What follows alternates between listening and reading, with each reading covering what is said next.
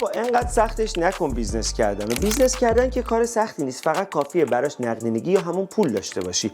اونم به این 4 تا روشی که بهت میگم وام بگیری، باهاش پول بسازی و رشد کنی. روش اول، وامای بلند مدت یا ترم لون ها. این واما برای تامین مالی بلند مدت کسب و کارها مناسبن و معمولا برای خرید تجهیزات، توسعه کسب و کار یا پروژه‌های بزرگ مورد استفاده قرار میگیرن.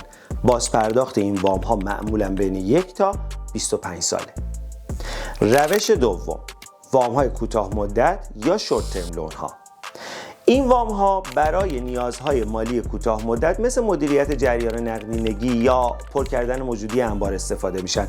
بازپرداخت این وام ها معمولاً کمتر از 1 ساله. روش سوم، خط اعتباری یا لاین اف کردیت.